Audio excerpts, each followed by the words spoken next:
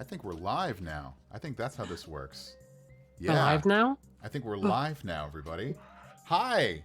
Hi, everybody. Hi, Internet. Hi, things. My name's Lucas. Lucas Schuneman. I'm a voice actor. And I'm your host. Episode 2, Character Creation, here on Gilding Light. Thank you guys so much for coming. And thank you guys so much for being here. It's so great to have everybody here.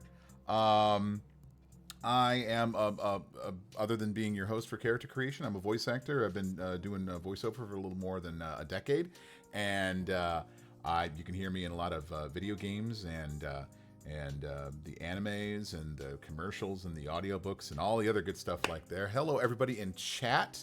Hello, everybody out there in the internets, and thank you guys for coming by to our second episode of Character Creation. I've got a wonderful special guest here today. And Mia, if you would please, tell everybody about yourself.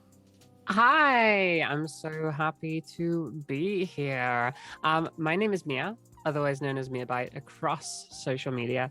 I am a full-time variety content creator. I stream here on Twitch. I'm a partner streamer. I dabble in doing like podcasts and stuff like that, and I'm also breaking into the world of VA. So yes, that's fun too. Are. I'm so happy for you. You've been working on that for a long time, and it's been nice to see you. Like a lot of beginner voice actors out there, it's been a lot of.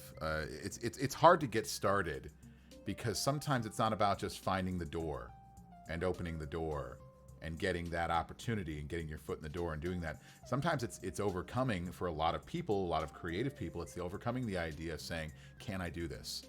Is this something that I can do?" And then being able to be instilled with enough confidence to actually, go over there and do this, because it's a scary proposition for people. Some people are just kind of deer in the headlights when an opportunity does present itself, just to even get started and to get some practice in. So I'm really proud of you. I mean, how long have we known each other, Mia? I think we're going on like a couple of years now.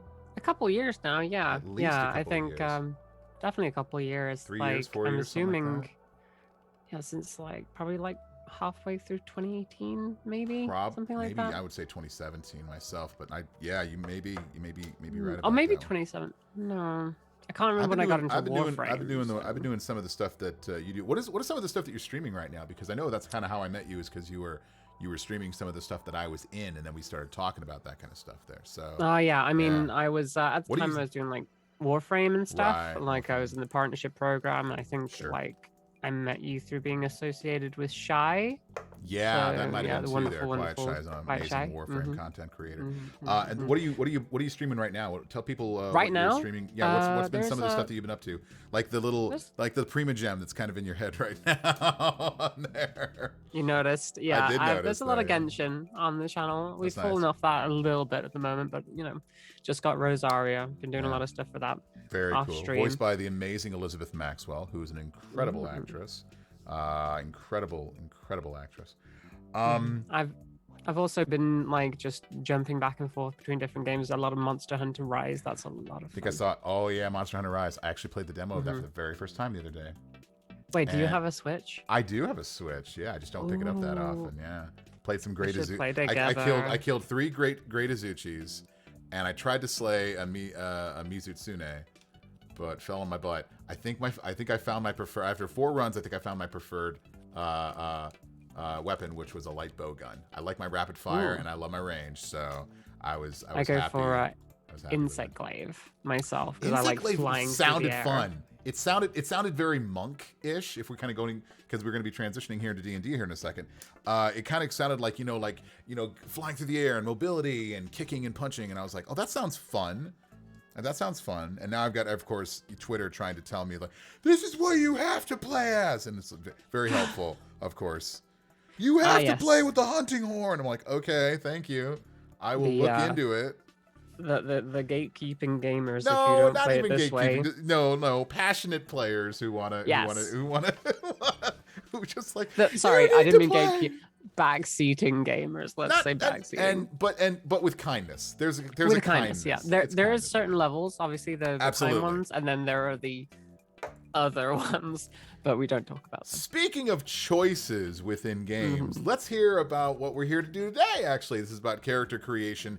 Mia is actually interesting because Mia, I actually was the one who introduced Mia to the very first introduction into D&D character creation. I believe what we made was, let's see here, what was it? It was a tiefling. Tiefling rogue. Right. I think it was a tiefling rogue assassin, technically. Yes. I made you level 3. And tell the people what you did. I want you to tell them what you did. What was the little adventure that you ran? Okay, so the first thing I ever did in the game was was it a perception check, and I got a critical miss, and just got like completely decimated by, was it goblins? It was goblins, yeah. Goblins, a couple of yeah. goblin So I got archers captured by in the them. bushes. But that was not the fun part. The fun part was me like taking on this like underground trove or something like these crypts, and there was a dragon there that was lording over the land. A younger dragon, a smaller, younger kind dragon. of, yeah. A teenager, yeah. A teenage dragon, a teenage mutant hero dragon, if you will. And I got captured by what are they called? Those dragon people, the lizard people. Kobolds, they're called. Kobolds, that's it. Yeah. Sorry, I'm not overly familiar with. No. This is wonderful. This is actually, it's very nice because you don't have to be so familiar with the game to be able to create characters, and that's one of the great things I think that you're going to be able to bring to today's episode, which is going to be so much fun. But so what happened with the dragon? Tell people that what interaction was amazing. This was keep in mind this was very early on. This was probably like over a year ago. It's a great story. Don't you dare! It was a great story. But the I tried to use like my charisma and skills of persuasion per se to convince the dragon that there was a pandemic on the loose that affected dragons particularly, and that I was there to inspect the place and make sure everything was up to code and nothing was infected. So I was like, yeah, we're gonna have to. There's signs of it being here. You're gonna have to clear out, unfortunately. And you rolled a deception check, and that dragon was like, you make a lot of sense. I'm going to get out of my lair right now, and you take care of everything. I'll trust you. And you were able to win because you were able to outsmart a very young red dragon. I think it was a wonderful first adventure into D&D. You made me very proud. I was very, very proud of your skills there because you were very, very nice. So all panic, I'm sure, but yeah. I mean, you say that, but that was clutch, top tier, veteran style D&D right there of going like, we could fight this dragon, or it was just like you went for the tangent, like boom, and it was great. It was so good. It was such a great move. All right, Mia, if you would please, we need to create a new character. We're going to do this randomly, and we're going to do this completely with dice. We're going to do this completely with no holds barred. And the great thing about this, everybody, is that we're not going to worry about trying to make a perfect character. We're not trying to make a predetermined idea of high strength or high charisma or high intelligence. It doesn't matter with this. We're not trying to get power gaming. We're not min-maxing. We're making interesting characters, and it doesn't matter what we roll because it all depends on how we build them. It all depends on the questions that we ask ourselves and how we can make this character so interesting. So, Mia, race, class, or background, what would you like to start with? Ooh, let's do race. Race it is. We're going to go over to the 3-box screen now. Here we go. And I know you can't see this, so I'm going to, but because of the magic of streaming. But right now, we are all in our separate boxes here on Zoom. Or you can see it on Twitch actually. I can see it on Twitch. There it is. Yeah. Over here, so I can see that. Absolutely. There we go. Yeah, there we go. Cool. So I'm not going to be everybody else can see it too. And X Tyson, we're not going to put a 1 in every stat. No. Actually, that is impossible because the lowest stat is going to be a 3. But I think I'm going to have Mia re-roll anything that's lower than, say, a 7, just because flaws are fun, but detriments are a little bit of a different thing there. But I appreciate all that there. So, by the way, thank you everybody for being in chat. If you got any questions about what we're doing today, or maybe a question that might pertain to you, how to make your characters a little bit more interesting and better, feel free. Just go ahead and nail them off. I'm not going to be able to get to everything probably, but we're going to have Mia create her character. So, Mia, if you would please, I want you to pick any dice that you want, any single dice that you have. Call out what you're going to pick up, and you're going to roll it. Okay. Is it any dice? Any dice, any single dice. Because we're going for low or high, so it doesn't. For the first roll, we're going to do is a low or high. Okay. I'm gonna be using this one. Which one is that? One. That's the D20. Is that the D20? That's the side. Yeah, that's the let's D20. Use the D20. So it's a 20-sided die. So 1 to 10. 1 to 10 is low. 11 to 20 is high. Roll it and call it. Okay. It's low. It's a 5. Low is a 5. So we're in the low range for our race table. Now, if you would please, I need you to roll a D12. It is a 12-sided die. Kind of looks like the D20, but it's got a little bit bigger. Yes. Roll your D12 and let's call it. Let's find your race. It is an 11. You are going to be a half-elf today. Ooh. Half-elves have a lot of things going for them, basically, and half-elves are interesting because the general juxtaposition of a 5th edition half-elf is that they're half-elves and half-human, but they don't have to be. So they can actually be like that one. So, yes, so that's going to be a thing. That was not a 30-millimeter die there. I believe that was a cat named Mochi. So that was a cat named Mochi. He's climbing all around today, so that's all right. So if we see some cats on stream today, it is Mochi. Because we certainly don't have a tabaxi, so otherwise we'd have another cat on stream today. So we have our race for half-elf. Class or background? What are we going to choose for our half-elf today? Let's go background. You got it. All right. You're going to grab yourself, and I know you have 2d6s. I want you to grab I do have 2d6s. 2d6s themselves, and here's what I want you to do. I don't want you to roll them both together. I want you to roll them both separately. Okay. So first one of the d6s first. All right. Let's see if I can do it like that. Ooh, okay. Nice. Oh, it's a 1. That's a 1. All right, cool. Now the second d6. Go ahead. Okay. Let's see. It's also a 1. What the heck? Oh! Hey, that's how it goes sometimes, right? So you Yeah. are an acolyte. So that means An you are acolyte. right. So basically, What's an acolyte? an acolyte is like a not a low level, but mainly kind of like an entry level holy individual. So kind of like a person kind of going into the priesthood or going into the clergy, and not like an altar boy, but kind of going into like maybe they're entry level. They're just an acolyte. They're a follower. But you could also be a very devout. You could be at low level, but you could still be very devout. So it all depends on how you want to treat that. Now, backgrounds don't have to be who you are. They could be about who you were.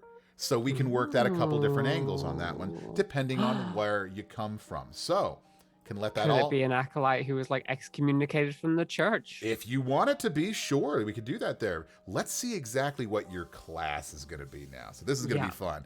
All right, pick any other, if you want to now, pick any other die. Any other die. We're going to do a low-high again. We're going to do a low-high again. I'm just going to go for the trusty D20. Let's do it. Okay, go for it. It's going to be hard to control on that one, so. Ooh, 18. 18's high. All right, so 18 is high. Now I want you to roll an 8-sided die, a D8. A D8. Okay. If it's an Which 8, I want you. Is it? If it's an 8, I want you to re-roll it. Is it that one? It is. It looks more like the dime. It looks more like a diamond. It looks more like a diamond. Yeah, that looks like. Well, that's your D8. That's your D8. That's your D8. Okay. Yep. There you go. Okay. There you go. It's a 5. Oh, you're a sorcerer. Oh, you're a caster. Ooh. You're a caster, man. Oh no. Yay! You get to learn magic. Now, we're not going to spend a lot of time focusing on so much of the magic. We're going to take care of a little bit of that during the break, not all of it. Sorcerers are one of those classes. I'll teach you a little bit about that as you go. So I know you're kind of new to that, but you're going to be a sorcerer. Oh, this is going to be so much fun. All right. Half-elf sorcerer with an acolyte background. Okay. Which means I'm going to have you roll another number for me, please. Let's see here. Okay. Hold on a sec. I need to find this one. Whoops. I know what I'm doing.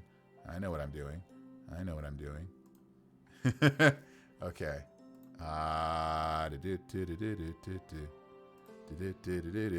Gonna find my random numbers. Okay, because one of the things we have to do for you as a sorcerer, you get at first level. A first level sorcerer has a sorceress origin, like where your powers stemmed from as a sorcerer. So we're going to figure out where your sorcerer origin stemmed from, and there is another random generator for this one. I don't have a list for this one because it's going to be completely random what race you get, so whatever what it is. It's going to be another D8. All right, so another D8, and again, another D8. If it's an 8, re-roll it, because there's only 7 choices for D&D right now currently. Let's figure out what you got. It's a 1. Ooh. You are an aberrant mind sorcerer. And I'll explain a little bit about. What does that mean? Let's explore it together, because I believe it is a new one out of one of the new books, Tasha's Cauldron of Everything here from Dungeons and Dragons. This is a new one, which I'm just actually going to read it straight from the book itself. This is going to be a lot of fun. Wow, let's see here. Oh no, I found chat went away for a quick second. We're going to go aberrant mind. All right, so let's see here. Okay, well, this is going to be interesting. And again, this is not going to be a thing that you have to play it like this, but this is just going to be one of those things that you have to do that will tell you how you do this. So, this is an interesting. So, an alien influence has wrapped its tendrils around your mind, giving you psionic power. You can now touch other minds with that power and alter the world around you by using it to control the magical energy of the multiverse. Now, will this power shine from you as a hopeful beacon to others? Or will you be a source of terror to those who feel the stab of your mind and witness the strange manifestations of your might? Now, as an aberrant mind sorcerer, you decide how you acquired your powers. Were you born with them, Did an event later in life leave you shining with psionic awareness? Maybe it's connected to your acolyte background. You were talking about being excommunicated. Hey, I think we Mm-hmm. found a wonderful reason why to do that there. Now, I think so too. now there is a list here in Tasha's Cauldron. There is an actual table here for aberrant origins. Now it's we could roll this, but there is no reason we have to use this. You can completely call the reason why you have your aberrant sorcerer powers. Now, sorcerers, as a rule, all sorcerers are basically casters, are magical casters in D&D. The reason that they're casters, though, and then the things that kind of separate them from being from other casters are that when they actually get their magical powers and something manifests, it was about third level or so, you'll start to be able to bend spells and change the way that spells go. Perhaps you can cast them quicker than other people can, so using them as a bonus action spell instead of an action spell. Maybe you can actually turn a spell to affect 2 targets instead of 1. That's called a twin spell. Maybe you can make it last twice as long. That's an extended spell. Maybe you can do things from a distance. Instead of being able to touch things, now you can do it from 30 feet away. That's a distance spell. These are things that you can do later. Basically, you get to bend the rules of magic as a sorcerer. That's the things that all sorcerers can do. Not just an aberrant mind sorcerer, but all sorcerers. Now, we're not going to get to all of that ability, but sorcerers are basically, you know, the Shakespeare quote of, you know, some people are born into power, some people have power thrust upon them, kind of a thing. You get to basically, that's all about you. That's all about power being just given to you. You strike it, you find it, you're born with it. Maybe it's Maybelline, maybe you're born with it, who knows? But it comes to you in a way that you choose. You don't just learn it. Nobody learns to be a sorcerer. It just happens. So this is going to be a lot of fun to explore, because there is no way you can mess this up. Anything you say is going to be right on this one. So Okay. I know you got some ideas in mind. So go ahead and give me some ideas here. How'd you get your powers? I think there are some kind of events that happened while this new acolyte was, being officiated into the order. Perhaps they were, like at a lowly status, like a janitor. They were doing some cleaning, maybe like some kind of artifact. They came into contact with some kind of artifact. Yeah. And it impressed on them. I love it. Yeah, how it just kind of happened one day. You know, they were like, they were it was night at the museum kind of a thing, and they're just kind of cleaning up, and all of a sudden, and it just happens. And all of a sudden, powers, and it's like, well, you can't be part of the church anymore, because that's not a good place that comes from. We kept it down there for a reason. Kind of messed up. By the way, you're gonna be really happy that you chose that you got half elf on this one. Half elves get boosts to their charisma, and you are a charisma based caster as a sorcerer. So you're gonna get some boosts already for this kind of stuff. We're gonna be making your stats here in a second, but I love this idea. Let's go over to your character sheet and start coming up with some ideas here. So you are, let's see here. Whoops, aberrant mind sorcerer, level 1. Your background is acolyte. Your race is half elf. Where do you think your do you think you came from? Elven parents would be at least one of your parents. What do you think the other parent came from? Was it human? Could be anything else. It's your choice. Can you give me a rundown of like the race options? Well, you've got, of course, you've got as far as your races go, you've got Aarakocra, which are bird people. You got Azamar, which are kind of a celestial, holy, or maybe a fiendish kind of thing. You've got Dragonborn, dwarves. You've got Furbolgs, which are kind of like half elven, half giant kind of a thing. You've got Genasi, which are more elemental types. Gnomes, goblins, Goliaths, half orcs, halflings, hobgoblins, humans. Kenku, which kind of is another bird type character. Kind of a little bit off there, but it could be happening. There's the kobold. Do you know kobolds? Loxodon, which are elephant people, pretty much elephantine people from Magic the Gathering. Minotaurs, you know what a minotaur is. Satyr from Greek mythology, you know what a satyr is. Tabaxi, cat person. Tiefling, you know what a tiefling is. I know what a tiefling is. I rolled 2 tieflings. There we go. Triton, which is kind of a mermaid kind of person down from the sea, and then a Warforged, which is a robot. There's a lot of different choices here, but I'm just kind of interested for you. You could be a robot. There is basically a living construct. There's a living construct that you can do. Yeah. All right. Well, I think in honor of my kitty cat, Marchie, I'm gonna have to be half tabaxi. Ooh, got some feline characteristics on that one. Mm-hmm, I might which be able would to make sense. And as for, knocking stuff over and causing things to happen that shouldn't happen. Oh, that's funny. That's funny. Maybe, yeah. And do you think you more physically resemble more of your tabaxi kind of character, your parentage, or your elven parentage?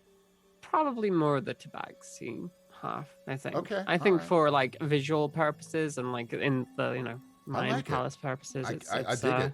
I dig it. More comedic. Right. Let's go with that. All right. So tabaxi, elven parentage, more physically. Come on. My parents had the perfect relationship. Oh, here we go. More physically demonstrative of the tabaxi parentage. A perfect relationship. I'm putting that in there. I'm not missing that. No, I ain't missing that. Dikembe Mutombo. No. I'm not missing that one. No. All right. So let's do this. Give me two qualities of your tabaxi parentage that are, I don't want to say obvious, but are more pronounced, and people would kind of go, you got a tabaxi in you? Kind of a thing like that. So give me two qualities. What do you mean? What do you mean? Can you give me an example? Ears, fur, okay, striations amongst the skin, the eyes, being a cat eyes. Okay. I definitely say do you have a tail? Do you yes. Do you tail? Do you have nails or do you have claws? What are those kind of things there? Okay, Let's so tail would be one. So tail definitely tail. Has a tail. And I feel like the ears would be quite pronounced considering it's elven ears are going to be pointed anyway, so then you're going to have your tabaxi ears and stuff like that. So is there a bit of fur at the top of them? Are they kind of are they kind of like open, more like cat ears are, or are they? I would say they're definitely open, more like cat ears are, okay, but so like kind of super pointy. Opened ears, super pointy. Opened / super pointy. That's a definite on the cat eyes as well. If you want to roll with charisma, give me one trait then where your elven parentage is very apparent. Quite our elven people are quite tall, aren't they? Yes, they are. Yeah, especially if you have a subclass of elves are high elves, which are just taller elves, like 6'5", 6'8". Well, let's say they're quite tall as well. Tall and maybe slender, that tall kind of and svelte. They're like a long cat. That's. Oh, long cat! Yes, yeah, perfect. Tall and svelte, from the elven parentage. I love it. I'm not gonna say this, Mia. That's hot. I'm not a furry, but you know what? That's a killer character right there. That's good. I love it. There might be some traits that we can kind of manipulate around if you want to. Like maybe I can give you one tabaxi feat, a trait, maybe one elven trait, maybe not take the half elven trait. There'd be kind of a give and take on this kind of a thing, and this is definitely DM dependent. But we could definitely have some fun with this and see exactly where this goes. But you're gonna have some great material on this. All right, so we've got. I want you to start thinking of a name for yourself. Here yeah. That's a good idea. That's a good idea. It doesn't have to be anything specific on this kind of thing, but there it is. There. By the way, thank you everybody in chat. Feel free to have it of its own. The perfect relationship gives birth a catastrophe. Puns make me catatonic, and Lord. It might have been Ifriti saying in D&D aren't elves shorter than humans in general. Was that previous editions? Might have been previous editions. And again, if Mia's saying that she wants to be tall like the elves are, it could be Lord of the Rings kind of tall elves as well, but also there are high elves, and high elves are taller. So we can definitely go off of the idea that it was that. Oh, by the way, Which one was the mom? Which one was the dad? I'd like to think that the father was Elven and the mother was Tabaxi, and it was a forbidden relationship. Ooh. Maybe she was the servant in the house. What? Maybe it was forbidden. Yeah, forbidden. Oh, Which gosh, is also I'm why horrible. this Tabaxi was sent to the order. Yeah, that might have been like a thing there. And we could figure out maybe what division that would be and would the mother or the father have sent them away? Definitely the father. Okay, so we can maybe go to like an elven. There are elven gods and things like that. Like Saloon is a good one, but there's plenty. There's plenty of them out there. I could start that down. Anyway. Yeah, the father wasn't best pleased when he found out that the servant girl was preggers. Oh gosh. Okay. Well, I'm loving the backstory already on this kind of a thing here. This is great. Okay, so let's start making this sorcerer up. You're not going to have a lot of hit points. I'm going to tell you that right now. But oh, great. No, because sorcerers and wizards are the lowest hit dice for having hit points. They have a D6 for their hit dice. So you're not going to be beefy, but yeah, it's just going to be one of those things. Whoops, that doesn't go there. That goes right there. 1d6, 1, and this will be something that we make. All right, cool. So let's roll some stats, and then we'll start building the actual characters themselves. Now, I know we talked about this off stream. You have 2 d6s of yours, and I'm going to have the other 2 d6. So here's how we're going to do this. You're going to roll your d6s. I'm going to roll my d6s. We're going to call out the individual numbers, drop the lowest, add the other 3 up, and that'll be how we get each of our stats. And we'll start tracking them here, and we'll go from there. You ready? Okay. First one. Let's go. Let's do it. Oh, just one at a time? 1, 2, 3, go. Shoot. Oh, no. I just rolled 2 ones. Oh, no. I got 2 5s. 2 5s. Okay, so that's a 5, 5, 1. That's an 11. So we're going to drop one of those things there. I apologize. I'm rolling ones already for you. Here we go. Oh, gosh. All right, here we go. Okay, wow. That's 2 3s. 2 2s. What is this? What is going on here today? This is crazy. 3, 3, 2 is 8. Oh, boy. Oh, boy. Remember, you're going to get bonus. High rollers here. Krakeness, how do you feel about the recent trend in rolling 6d20s? I can understand that, but then I think you'd have to re-roll some stuff on that, but it's an idea. There's so many ideas out there for doing that. I think if you roll that, you could also start off with some 20s. And I think that can be broken depending on your DM dependent there. So it all depends. Next ones. Are you kidding me? 2 2s. I got a 6 and a 1. Hey, all right. Oh my gosh. So 6 didn't 2 even roll that time. They just 6 like 2 2 10. What the heck is going on here? This is crazy. Okay, all right. Come on. Something different. Hey, they're different. 3 and a 2. What do you got? 5 and a 6. Oh, very nice. All right, that's a good one. So that's 6 and 5 and 3. That's 14. There's a good number, finally. Wow. All right, here we go. All right. 4 and a 1. 5 and 2. 5 and 2. 5, 4, and 2. It's another 11. Oh my gosh. All right, last one. Let's give you something good. Come on. Hey, all right. 5 and 3. 6 and a 3. 6 and a 3. So 6, 5, and 3 makes another 14. Not the strongest set of rolls, but it doesn't matter because we're still going to have 2 14s. 11, 10, and 11 are your average, and 8 is one low stat. So you're definitely going to have one stat that's going to have a negative modifier, but this is okay. You don't have to have a killer character. I actually prefer it if we don't have a killer character like this because it's going to be great. Here's the thing about half-elves. You're going to get a charisma bonus of +2.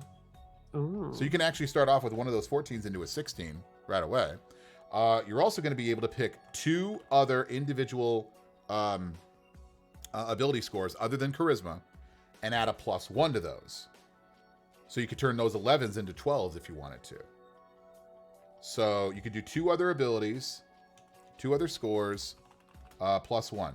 Half-elves get some pretty good stuff. Half-elves are by the rules are one of the only races, not the only, but one of the only races to get literally +4 instead of usually plus. You get a +2 and a +1. usually, they get a +2 and a 2 +1s. So they actually get an extra kind of thing like that. No, we didn't consider the point buy system, Gabriel Knight, because again, randomness. Randomness is fun. And we're not trying to make everybody equal for a campaign. We're trying to say that, and again, demonstrate the idea that it doesn't matter if you roll low stats. That doesn't mean that you have a bad character. So actually, because this character isn't that strong, stat-wise, it's still going to be a really good one. So yeah, we're doing that one.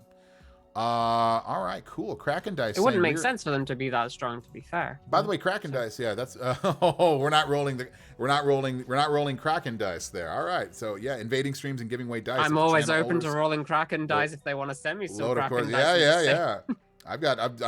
We're all dice goblins out here. What are you talking about? Yeah, of course we love that kind of stuff. Then, so that. That's good to know, though, Kraken Dice. Thanks so much for being by here and coming by the chat today. Yeah. Okay, so we can build this. Now, as a charisma caster, you're going to want your charisma to be pretty high. So you want to turn one of those 14s into a 16, pop that in there. I don't want to speak for you, but you want to do that? Sure, let's do it. 16, so you get a +3. Pull the trigger. All right, let's do it. Proficiency bonus is going to be a 2. One of your other stats as a sorcerer that's very important is because you do have a low constitution and concentration checks are very important for sorcerers, is to have a higher constitution. So if you wanted to drop that 14 into the constitution, that would give you a +2 to your constitution, which is going to be pretty good. That does sound helpful. If constitution is important to a sorcerer, then I think that'd be a good idea. Yeah.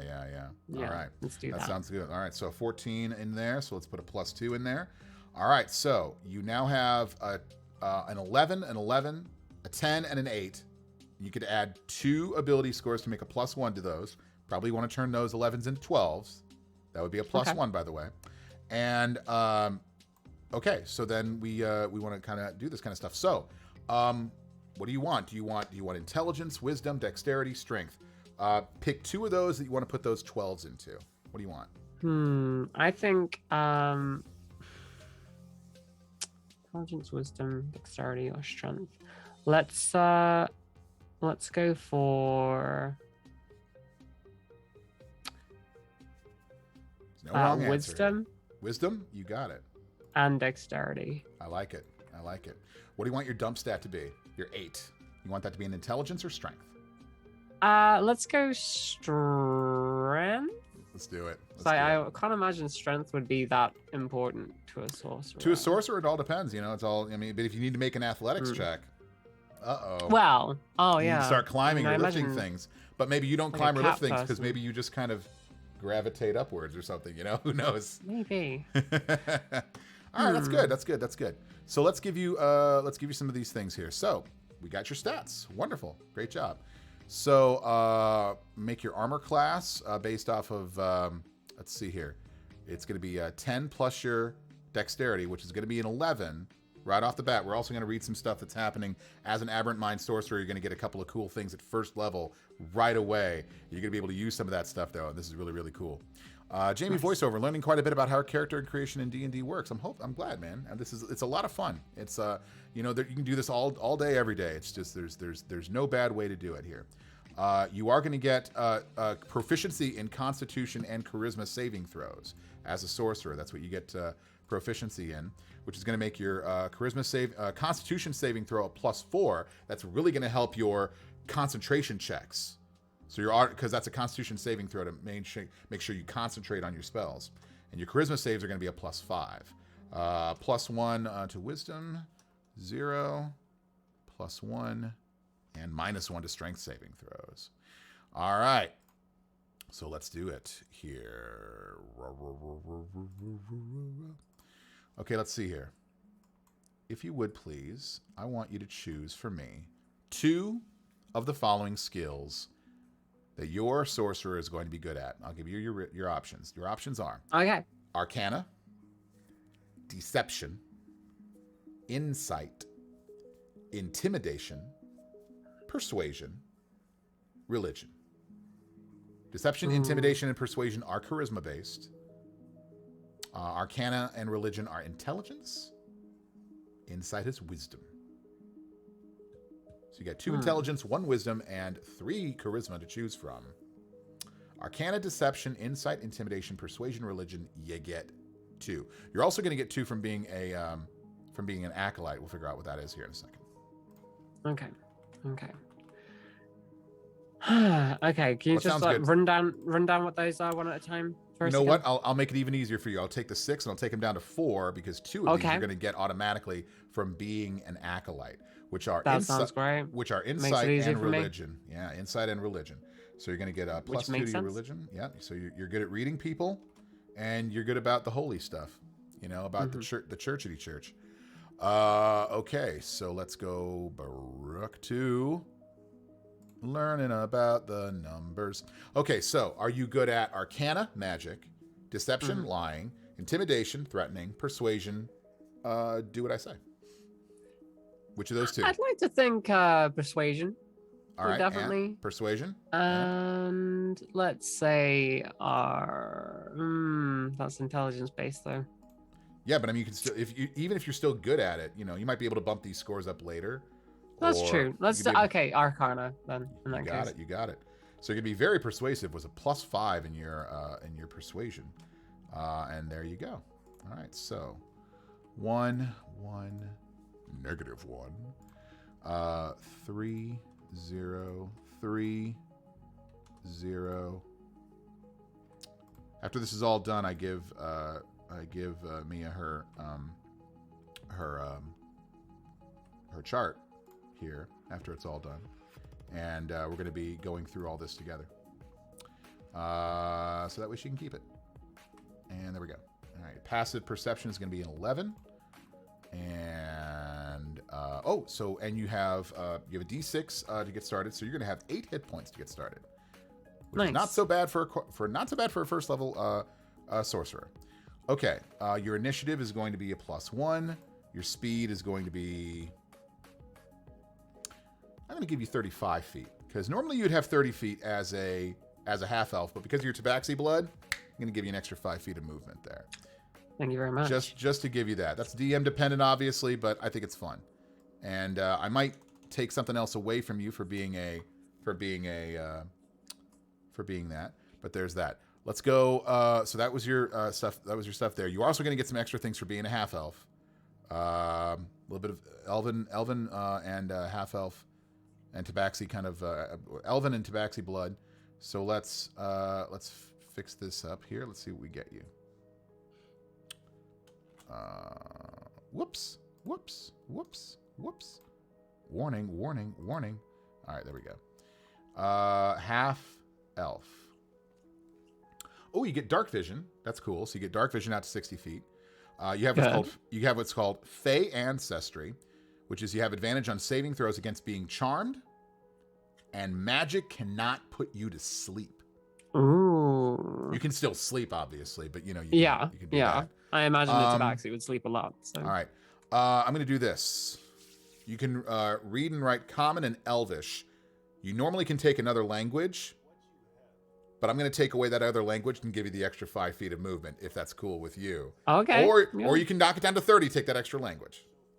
No. I'd like to be able to move further. The way I'm imagining this character is that he's an absolute dumbass. So, yeah. All right. That's cool. You also are going to get 2 more proficiency skills. Anything you want. Any extra skills, these are yours now. So, acrobatics, animal handling, athletics, deception, history, intimidation, investigation, medicine, nature, perception, performance, sleight of hand, stealth, survival. You got 2 choices. Anything you want. Let's go acrobatics and survival. I like it. Make those into 3s. Whoops. Eating up that tabaxi. I love it. Do this for me, please. Roll your D8 twice and add it up. Tell me what you get. Okie dokie. D8 twice. I actually have 2 D8s. So perfect. So roll 2 D8 and also roll 2 D4s, the pyramid looking ones. I need the D8 separately than the D4s though. Okay, so it's a 4 and a 3 for the D8s. Got it. So that's a 7. And the D4s, pyramid looking ones. It's a 3 and I have no idea what that's supposed to be. If the number is the number on the tippy top point of it, or It's is it on the very flat bottom? If it's on the flat bottom, which one's on the very flat bottom of the side that you're looking at? 2. 2. All right, so that's 2. Yeah, so. sorry. These 2 dice are made in completely No, that's fine. way, No, that happens so. sometimes. Sometimes what you get is you get them where you're looking at them and they're on the tippy toppy, and then sometimes they're on the and this was like an old school way of doing it where they were literally on the bottom there. Yeah. That's a 2. So that would be a 2 that you're the one on the amethyst. 2 and a 3. Yeah, that's fine. So that's a 2. That's how that works, by the way. So because it's on whatever side you're looking at, and that one is the thing that you're looking at. So, so you got a 7 and a 5. So we just figured out your height and your weight. Actually, that's exactly what. Cool. Unless you want to choose it yourself, obviously, but we can just roll that. And again, it's fun to roll it and then see what you get. So half elf here, which would be 7 plus 3. Oh, you said they were tall though. You said they were tall. You said they were tall. How tall are they? You tell me. Because that was one of the things that you said, so I don't want to take that away from you. Well, okay, so they don't have to be like crazy tall or no, like they don't that. have to They be. They could be like just over 6 foot. Yeah, maybe? yeah. Like 6'1". We'll do that. Well, 6'1". It's really annoying for them because they only ever want to try and stay small and out of the way. Well, other half elves are like that's like the tallest they ever get. Is like 6 foot. Yeah. For half elves. Now high elves, sure, you'll get a little bit up there. That's what it is. But that's the kind of the thing is that you get your height from Elvin Papa. So there you go. And then you got a 5, right? You got a 5. Yes, I got on the 5. A total of 5. A total of 5 on the 4s. Yes. So a total of 5. 8. 8 times 128 is 8. Hi, Texas Ford. Is, and we can do that cosplay. What's going on? Hey. 1, 6. So 16 times 5 is 80 plus that 190. You weigh 190 pounds.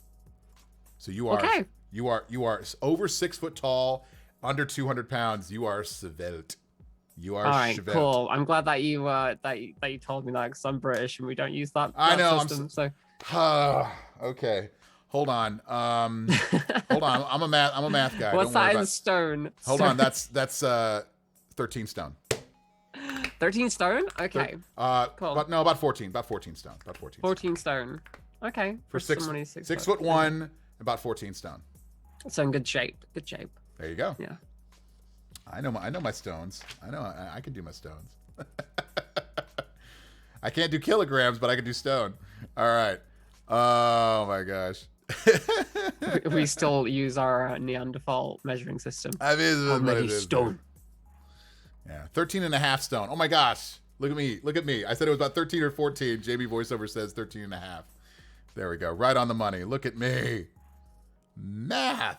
Never forget your math, kids. Never forget your math. Okay. You think about a name for this person yet? Oh, I completely forgot I had to do that. Don't worry about it. Don't worry. We'll come back to it later. Okay. We got plenty of other things to do though. Okay, so you got the and you know what? Tabaxis have dark vision too, so it makes sense that you would have your dark vision. Dark vision out to 60 feet. So you got that. Fey ancestry, which is can't be charmed. Oh, no, I'm sorry. Can't be magically put to sleep. Can't be magically put to sleep. And advantage on saves versus charmed. You're also going to have 2 extra skill profs, which you chose acrobatics plus survival, which was good. Languages are going to be, well, no, I'll put that in the other one. And I'll say plus 5 feet to speed, tabaxi parentage. Perfect. There we go. Okay, so that's your racial traits. We got those taken care of. Acolytes. Oh my gosh, you do get 2 extra languages for being an acolyte. So what extra languages? You have Common and Elven already. So what extra languages would you like to read? Anything else? Anything else that sounds good? What are the language Oh, options? you've got a lot. You've got a lot of options. You've got anything that the others, like you can speak what the dwarves, you know. So you have dwarven. If gnomes, think of any race basically. They've got like gnomes speak gnomish, halflings speak halfling, goblins speak goblin, orcs speak orc. But then you've also got exotic languages like celestial and abyssal and infernal and primordial and sylvan and got a lot of those. Is there like a You ask me, I'll tell like you. a horrifying like eldritch, closest to like a horrifying eldritch language? Oh, especially with the aberrant mind, that would actually be perfect on that one. I love that. Why don't we go for? We can either go with abyssal, which is from the abyss, which is kind of like demons, or you can go infernal, which is like devils, which is like lawful evil versus chaotic evil. Why not lawful evil both? And chaotic evil? You want to do both? Why not both? Because they're usually those are in dichotomy to each other. Okay. So it's usually one or the How other about... that usually happens. So all right. Let's go abyssal and orc. I like it. Abyssal sounds good. Abyssal sounds like that. And orc? You got it. All right. Interesting. Chat demands orc, so we're going orc. Well, just because chat demands it doesn't mean that you have to take it. It sounds like a good idea. Call. They have to share a room with an orcish. Don't be influenced by chat. You take exactly what they're going to do there. Because here's the thing then. And by the way, there's no bad choices here. So perhaps there was a half orcish individual who was also like an exile, who was taken in by the church. And the two of you kind of like found like a kindred spirit within each other, and you taught them a little bit about Elvish, they taught you a bit about Orcish, maybe how to swear at first, and then you guys kind of picked up some stuff along the way though.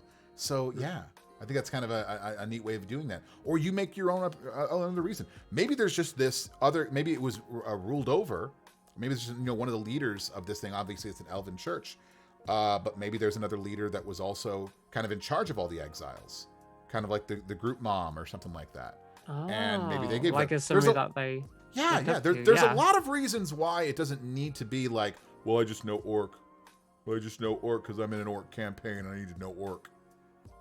It doesn't have to be like that, it can be. That's not that interesting. Well, it can. So like, let's give it a reason why it's interesting. So that let's come up with a reason other than just say I pick it. Which people do, and there's nothing wrong with that. But like, let's do that. My instant idea was literally like that there is somebody that they grew up alongside who, again, they shared like friendship and a kinship for.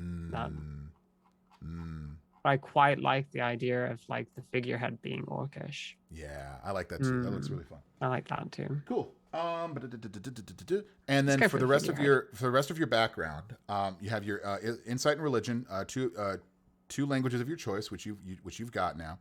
Also, we're going to get you your equipment. You get a holy symbol,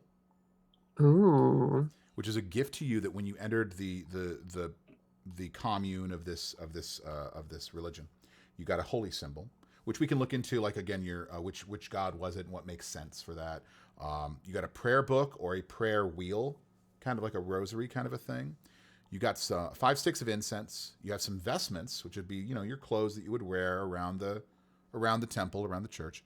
You also have a set of common clothes, and you have a belt pouch containing 15 gold pieces. That's pretty good for getting started. 15 gold to getting started. That's pretty good. I mean, this is like a Nefanyo kind of church is what I'm looking at right now. Yeah, this is profitable. All right, I love it. Give unto the church. Yeah, give unto the void. Let's do it. Holy symbol. Hold me closer, holy symbol. Then we got prayer book or prayer wheel. Which one? Prayer book or prayer wheel? What is a prayer wheel? I think of a rosary when I think of a prayer wheel. Gosh, it's hard to say. Prayer wheel. When in doubt, though, I mean, look it up and see what a prayer wheel actually is. It's this. If you Google it, you'll be able to see it immediately. Those Tibetan kind of wheels that you can kind of spin. They look like those metal big things that you can kind of spin, and they have like runes and stuff written on them. You've seen them. I'm sure you've seen pictures of them before. Oh yeah. That's pretty cool. Yeah. So prayer book or prayer wheel? Prayer wheel. Let's go for it. Yeah. Wheeler dealer. Let's do it. prayer wheel. You got it. We'll give you It's 5 got a sticks. little bell hanging off it. Of course, you'd love that. Oh, yeah. That's it. Jing-a-ling-a-ling-a-ling-a-ling. It's like, what? Oh, wouldn't that be fun? Wouldn't that be a fun thing to do? Is that would be like one of their untold like character flaws? We should do that. Every time they hear a bell, it's like, what? What? Tense situation, doorbell ring. What? Was it? Huh? It takes them out of it immediately. What? Yeah. I'm sorry, you were saying? Yes, I'm sorry your grandma That's died. good. What? Huh? There was a bell. I'm sorry. We're putting it in there. Bells can be very distracting. Oh, I love it.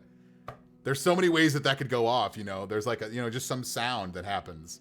And the DM could just kind of be like, there's a bell sound. And maybe what happens, like if it's something that it can be like that could break your concentration on a spell. Oh. Like you have to make a concentration check every time there's a bell or something like that. If there's like in combat, so that way if you're holding a spell, you're like, what? Like, oh crap! Oh no! Oh, They literally have that's to so keep much their own fun. prayer reel wrapped up in like cloth, so it doesn't constantly send them off. What's up there, Seda, Frosty Ray, Freedy? Thank you so much, guys, for the chat. You guys got questions? Please throw them into chat if you guys are looking for any information, maybe on how you can actually flavor this up. What I like about that is I like giving yourself like not a handicap, but just a small thing every now and then that might make it bad, especially if you've got a really, really good stat build. Like if you've got a really good stat build and you're always making concentration checks and you're always going to do it, as a DM, I'm like, yeah, roll an extra one then.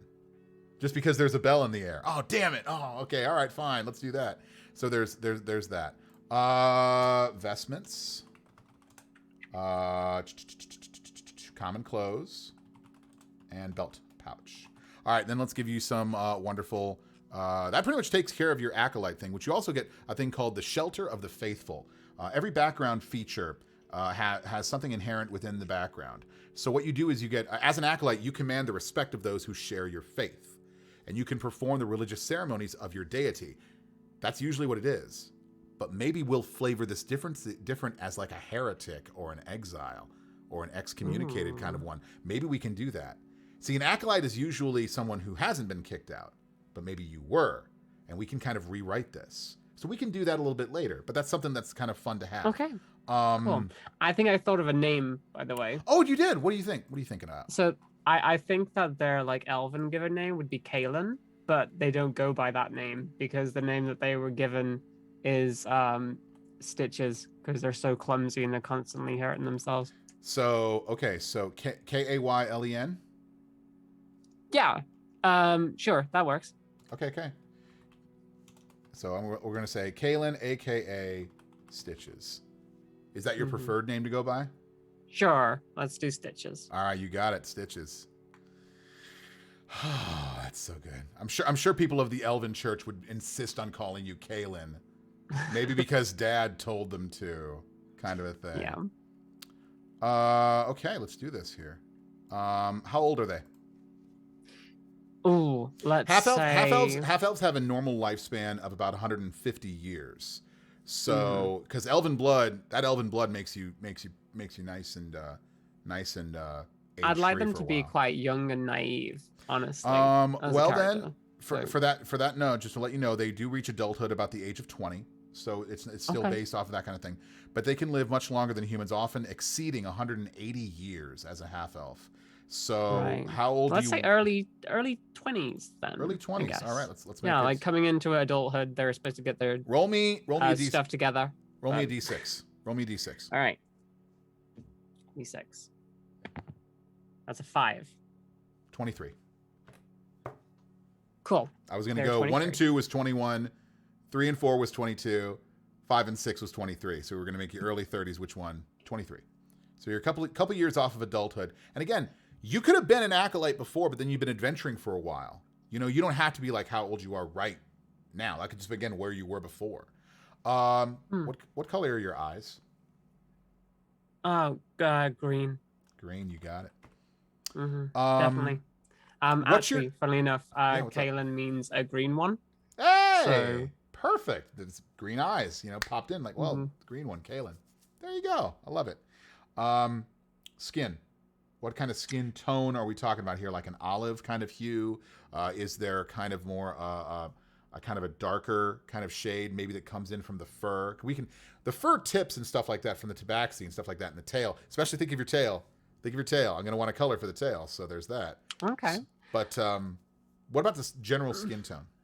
I'd say definitely more of an olive kind of tones to that. Got it. Got it. Mm-hmm. What And about maybe like it get the coloration kind of changes towards like wherever there's fur. Yeah.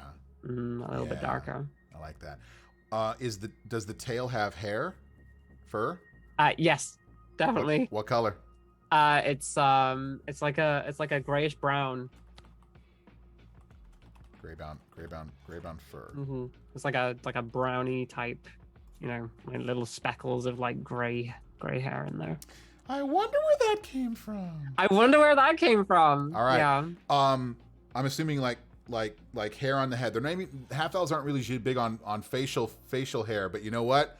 Maybe there's some whiskers kind of coming up a little bit. Not full on whiskers, but I mean like there's some scritches. There's some scritches for Stitches. Oh, definitely. Because definitely some scritches. Because you know what they say, Stitches get scritches. Yeah, exactly. I agree. That's gotta be. I think. Come on, catchphrase. Stitches get scritches. Let's go. I think like quite unkempt would be appropriate for this character to be fair. So. All right. So if they're gonna have some hair, I need a hair color then. So a hair coloration for them then. So let's pop that into the character shape. I think we're gonna go I guess like a hazelnut halfway between brown and black. Ooh. I guess something like that maybe. I like that. No, hazelnut. Let's just go with hazel. Hazelnut. Hazel. Not hazel, but like a hazelnut, because a hazel would be like your eyes and stuff but like a green. So then hazelnut. but a hazelnut would be like that. So kind of a hazelnut chestnut kind of auburn. Chestnut hazelnut kind of like yeah. Love it. Nice like that. Cool. I'm loving Stitches. Stitches is growing on me. I'm not going to get Stitches removed anytime soon. I'll tell you that much for free. Hey, all right. So let's go a little bit more into now, a little bit more of what an Aberrant Mind Sorcerer is. I've never made an Aberrant Mind Sorcerer. I only got my Tasha's Cauldron a little bit ago. So this is actually really, really cool. So here's what you're going to get. First of all, when you pick your Sorcerer Origin at the beginning of what you've got, I'm going to have to make your thing because I want people to see who you're going to be. You're going to get, but I'm going to do that in a second. You get extra, there are sorcerer spells that you always have access to. All sorcerers get them. When you pick your Sorcerer Origin, from this case, Aberrant Mind, you're going to get extra spells that you can take as well as the ones that you want. So these are just extra spells you can take. I'm not going to go into all of them because it's not important. But there are some first level spells that you can have. But then you're also going to get a feature. Now, here we go. You get telepathic speech. Wow. Oh yeah. That's pretty cool. So you can form a telepathic connection between your mind and the mind of another.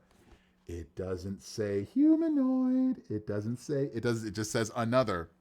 Okay. As a bonus action, you choose one creature that you can see within 30 feet of you. This is a bonus action, by the way.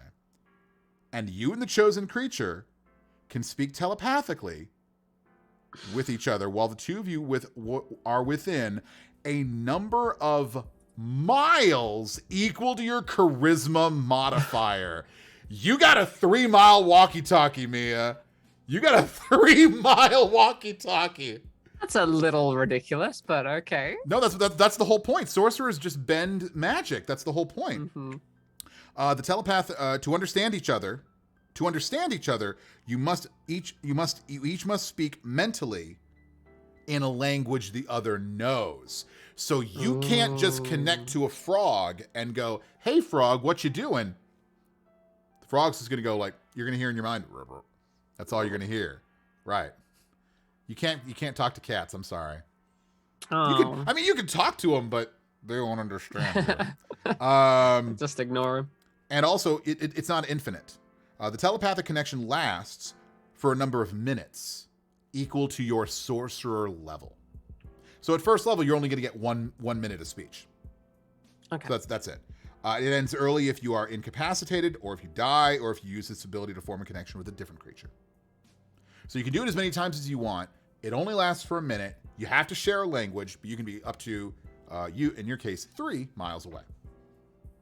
That's gonna be hard to do. It's hard to do when you're, and you have to see them within 30 feet to make the connection first of all. Right. But there's no save, by the way. So if you wanted to talk to an enemy, by the way, you could do it. So there's like they can't resist it. Oh, wait a minute. And if I know Abyssal, that could open up some interesting... and Orc, and Elf, scenario. and Common. Orc, yeah. Oh! They won't necessarily know it's in their head. Yeah, all of a sudden they just do it. And they don't... And it's not like they're going to know what you sound like, because you're not going to be moving your lips. You're just going to be... Oh, man, the options on that one. The options. Very tricksy. Ooh, Trixies. Trixies, yes. Good stuff. Good stuff. Okay. So you're going to get a telepathic speech. And this isn't like a thing where you have a certain number of uses. It just lasts for a minute, and you can do it again. Mm-hmm. But as you gain more sorcerer levels, it's going to last for 2 minutes, 3 minutes, 4 minutes, 5 minutes. So pretty darn cool. All right. Oof. Wow. That's a cool one. Telepathic speech. Can connect to another creature you can see within 30 feet as a bonus action. You have to share a language. Lasts for I'll put 1 minute, because that 1 minute is going to change as time goes by. By the way, I'm going to make this a little bit bigger. There we go. Lasts for 1 minute. Both share mental speech, basically. There you go. I won't put in the ends early kind of a thing, because that'll be something different, but whatever. But there you go. You get that. And then we got your racial, we got your background, we got your class stuff. Yeah, we got all that other good stuff. So there we go. So yeah, and you get more stuff obviously as you get stronger. You get more things. Now we are gonna have to we are gonna have to figure out all of your spells, but that's gonna be a thing as we move into this. So let's talk a little bit about how you came about to get your powers. Okay. Where did this alien presence come from? How did it connect to your mind? How did this ability to affect the weave of the arcane affect you? What happened? You were mentioning an artifact before. Let's explore that. Yeah, I would say that, as as one of the bad batch, or the exiles, or the special group of people that they have in there, they all get certain duties, and Stitches was on cleaning duty, and so was sent into the artifact room, I guess, if they have an artifact. Was the artifact room considered like a holy artifact, or like a strange artifact? I guess it was like in their keeping, because they believed it was dangerous, amongst other things. Like, think very. Have you seen the film Cabin in the Woods? I know of it. I haven't seen it. I don't watch the scary stuff. You know me. There's a scene where they go down in the basement, and there's just like all kinds of junk everywhere, right? So I'm assuming like this was like kept amongst the artifacts, and it was just like, this is the storage room where we keep it, like things. You have to clean it up, and it was just one of the things that they. But don't you dare touch that other thing, 'cause that's dangerous. Yeah. Just don't go into that area. That's the restricted area. And of course, very curious Stitches. You know what they say about curiosity? It gives a cat immense powers. Yeah, that's exactly what it says. Yes. So, what was it? Just sheer curiosity that pulled Stitches over to this artifact? I like to think that there was the reflection off a mirror, and there's just some light creeping in, and they knocked something, and they just saw a light. So they thought, I need to see what that is. Oh, there was a red laser. Who would have thought? There Yeah. was a reflection in a mirror, and it caught the artifact. What was the thing that triggered the artifact's release Let's say- of power? I would say it's probably some type of urn, or that was on a plinth, and it Sure. was a clumsy moment where one thing kind of dominoed and Put fell out into the another thing. Rube and then- Goldberg device. Yeah. And then, like, at the last minute, he manages to catch it, but it's so old. Like once he's caught it, it literally just like starts crumbling in his hands. Oh After a no! moment. Clumsily caught and quote saved the artifact Mhm. from a domino effect, but it crumbled around him. We're gonna go with he him pronouns. Sure, let's do that. You can. I mean, it's your call. You can be he they if you want. It's whatever you want. Make them a dude. That's fine. You got it. Or like he they's fine. Fine. He they yeah. fine. He they fine. Okay, Yeah. cool, perfect. But it crumbled around him. Once it crumbled, what was the point at which Stitches knew something was wrong? I would say that there was like it wasn't like an overwhelming crazy thing. Like it crumbled and like just like dark smoke just like kind of puffed out and like he just coughed it in, right? And then nothing actually happened for a while, but then they started hearing maybe another voice in their head. What did it sound like? Oh, just like some kind of eldritch horror, like very deep and dark, like just intrusive thoughts telling them to like do things. Like what? Oh.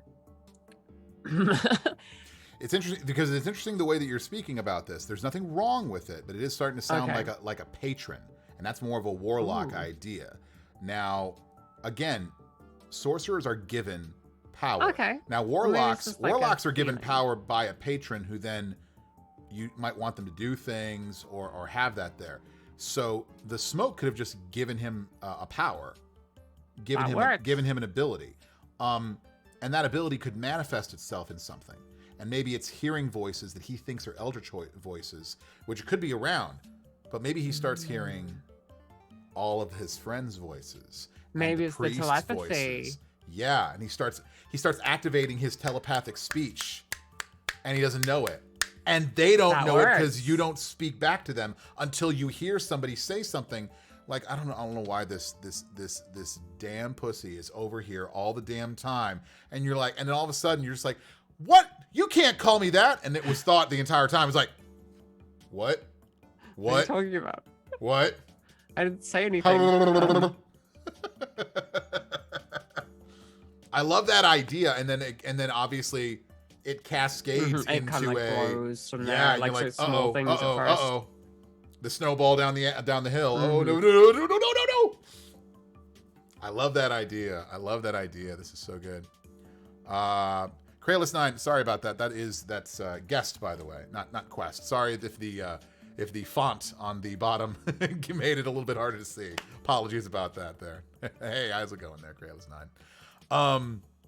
Okay, great. This is great.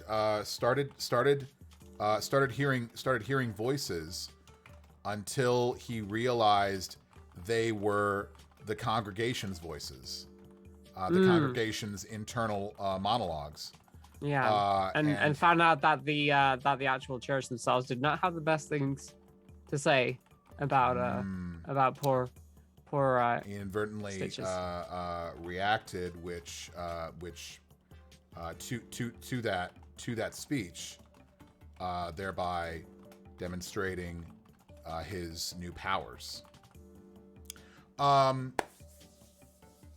What was the result? Because there had to have been a thing of like, if we kick this individual out, what's their dad gonna say? That's So, true. yeah. So, That's true. What would the but maybe consequence they be didn't for care. that? Maybe it was the idea that it was an elven artifact, and they didn't care because it was like, no, we can't keep them here anymore. Or maybe Yeah, they, I mean, or like, maybe they this just is an said, oh, affront I know to what we'll do. God. Or maybe they'll just say, we'll make something up, just so that Mm. way we can get them out of here. And you heard it, and you're like, wait, they're gonna kick me out. They're gonna make this thing up. I can't. What? I didn't do that. No. And like whatever it is, so again, like you say, I'm kind of feeding off of the idea saying that they weren't any good to begin with, and they didn't have best intentions. So to cover their own ass, they got to make something up here, like something came along because now the artifact's gone. Mm-hmm. So now they got to answer for that. So what are they going to do? That's true. Yeah. That's true. There's a lot of things we can take this with. So it's all about where that comes from. And again, this can be explored as we go further. It doesn't need to be explored now. But Okay. I love the idea that it can be explored, though, because we're making this whole thing up. We didn't have any idea when we sat down we were going to do this. This was completely random, but I freaking love it. I love the idea that you didn't go down the human and elf route, that you went down the tabaxi, and we're playing around with the whole cat idea about it, though. But there's got to be some elven ideas, though, about this. Elves are very persuasive anyway, so maybe that's where the persuasion really comes from, is that they're very, Dad could have been like a very, very well done like orator and very, very persuasive in doing that. And again, you're around the clergy a lot. You hear a lot of them trying to get their own way, whether it's good or bad. You get a lot of that. So yeah, there's a lot of that kind of thing going on. I love it. Okay. Let's get you your equipment. This is definitely, we're gonna have to do something on this. Let's get you your equipment. We've basically got your background and your racial traits. Got a lot of that taken care of. So let's go to your sorcerer. Let's see what you get. For your being an adventurer as you are, you're going to be you're going to be able to get a light crossbow and 20 bolts, or you're going to be able to just get any kind of simple weapon. Talk about like daggers, a mace, a spear, a hand axe, a club, something very simple, a quarterstaff. What would a newly tabaxi sorcerer, or one that's been out for a little while? Again, it's not just tabaxi. It's tabaxi, Half elf tabaxi. tabaxi. Yeah. I'd like to think. By the way, you're also going to get 2 daggers no matter what. So you will have some daggers. Oh, so I'm going to get daggers anyway. Okay. Daggers are going to be a part of it. What were the options again? A light crossbow, which is 2 hands basically, and it's a light crossbow, has a pretty good range on it. On that, and you get like some, and some bolts to go with it there. Or you just get any kind of simple weapon that you want to kind of have at your side. So you got a couple of daggers, but you could also have like a quarterstaff, kind of like a walking stick, which can also kind of be like a like a monk staff kind of a thing. You can also have a spear. You could have, but remember, you're not very strong. You're probably going to have a Dexy kind of weapon. And if you're going to have a Dexy weapon, what are the more Dexy weapons? Well, daggers are definitely one of those kinds of things. But you can also have darts. You can throw darts. That's kind of a fun thing. You can have a, let's see here, a hand axe.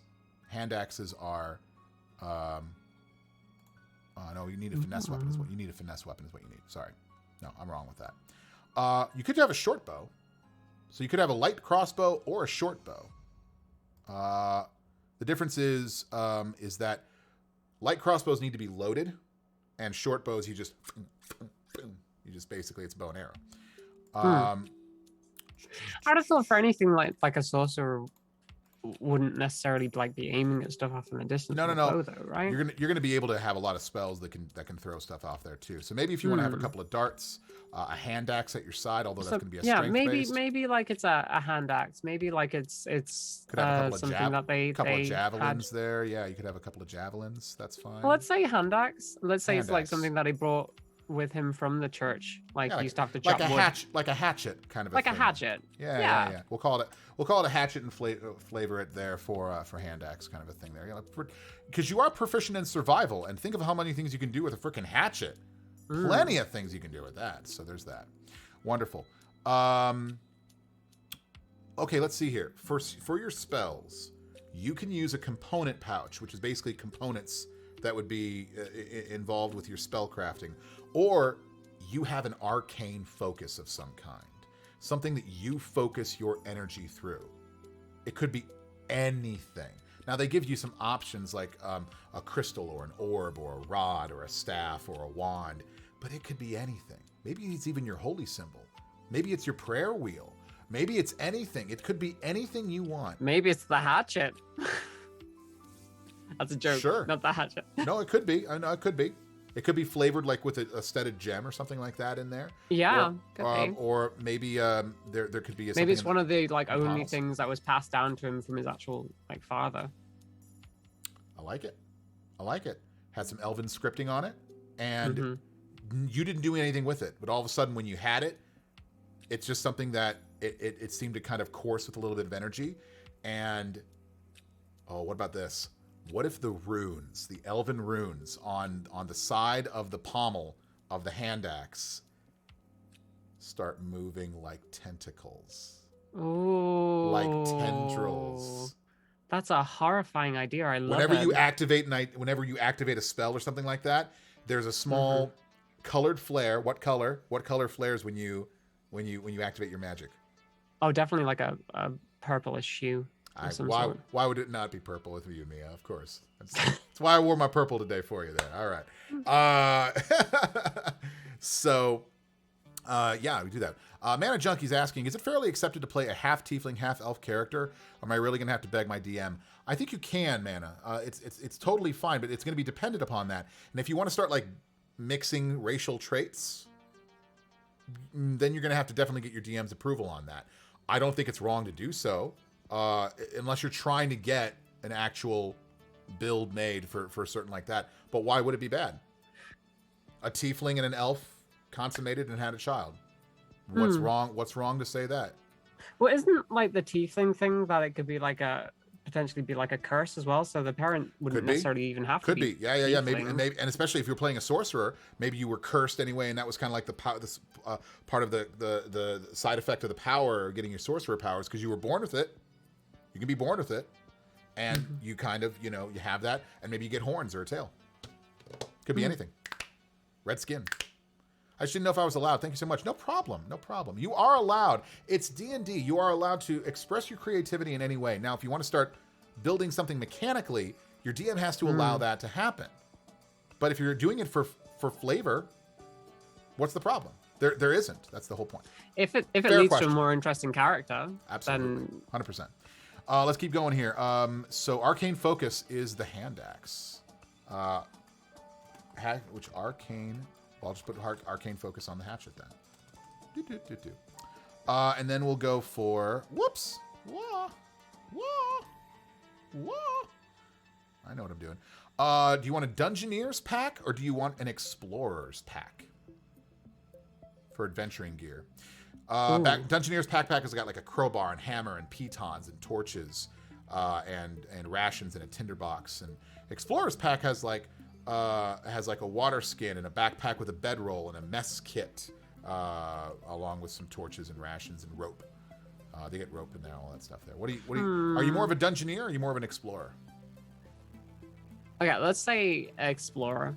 Let's say that like they're searching for something. So they're just traveling and searching for something. Back. Maybe they're searching for their father, because he swanned off and like... Or maybe the idea that now you can read minds. Figure out what Daddy's thinking. Yeah. D&D. Exploring daddy issues for years and years now. Like, he all he wants to ask is like, why did you throw me away? Why'd you do that? Oh, no. All I wanted was love. Oh. And you know what? Yeah, that's plenty of wonderful ways of looking at this. Now, let's see here. Wow. Okay, it's 1:22. So 1:22 Central Time. We're got a little bit of time here. Can you stay until for the full rest of the hour here? Are you going to be good to? Sure. Yeah. Fantastic. We're actually going to do a little bit of exploring through spells. I know you're not the biggest person when it comes to spells, and I know magic can be kind of scary when we start looking at spells for the very first time. But the good thing about a sorcerer is, and I know that you've played a magic caster before. I remember I was playing with you and you were an artificer at one point. The thing about sorcerers are they are cantrip heavy. As a class, sorcerers get the most amount of cantrips against any other. And you start off wonderful. You start off with, I believe you start off with 4 cantrips. Yes. You're only going to start off with 2 spells that you know, 2 leveled spells, but 4 cantrips. God, I need that list of cantrips again because yeah, I'm not going to be able to remember any of this. It's okay. It's all right. You can pull it up there on the link that I gave you. And sorcerer filter on that kind of stuff there. There's a lot of things that you can get. There's a lot of utility that you can get. There's a lot of ideas that are out there. There's plenty of different things here that you can see. There's no reason why you have to take anything over than another. It doesn't have to be that you're actually going for like that. Kralis, unfortunately, Eldritch Pew Pew is not going to be on. We can't do an Eldritch Blast. That's a Warlock thing. But Acid Splash for attacks, we've got Acid Splash. We've got Booming Blade, which is kind of like empowers your weapons. Chill Touch, which basically throws a little ghostly skeletal hand over and just kind of at somebody.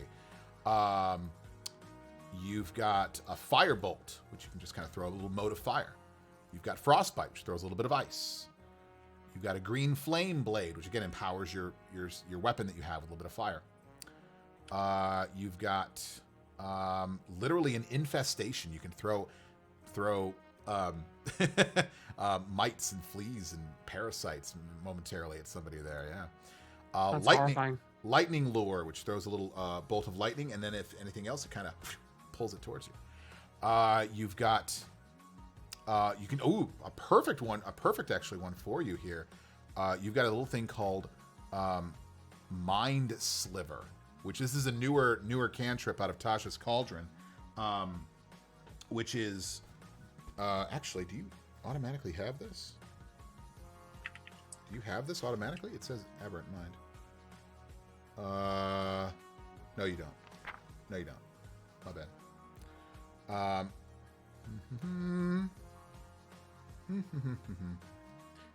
Oh no, you get Mind Sliver. You got Lord. I just Mousy, come on.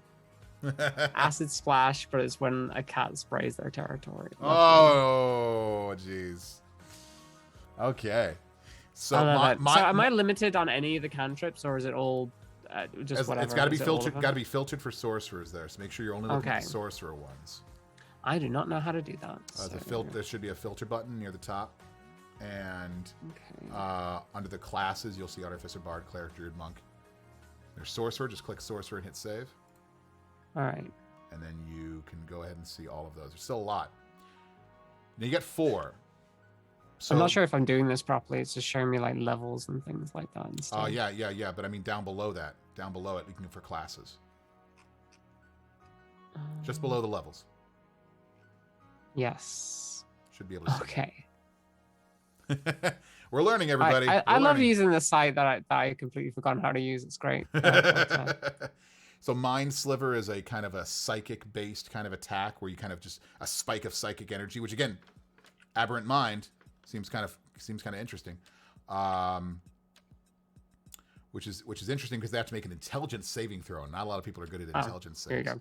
I've just googled sorcerer cantrips. This is so I've got Acid Splash, Chill Touch, Dancing Lights, Firebolt Light, Mage Hand, Mending Message, Minor Illusion, Poison Spray, Prestidigitation. Is this out of? These are all out of the player's handbook. There's also a couple of other sources that we're using as well. So we have a couple of right. Well. Okay. So you tell me this. How many of your spells do you want to be attack based, and how many cantrips do you want to be attack based? How many of them do you want to be utility? You got 4. How many do I get again? 4. 4. Let's go half and half. Half and half sounds good. So I'll give you the attack ones. You tell me what sounds good. You want acid, cold, fire, lightning, psychic, poison. I feel like psychic is appropriate. So Mind Sliver would be a good one. And, it feels flavor-wise, it feels right. It feels right to go for that one on that one. So Mind Sliver. Mind Sliver is a 60-foot range. It's one target. You basically throw a spike of psychic energy at them. They either make the save or they don't make the save.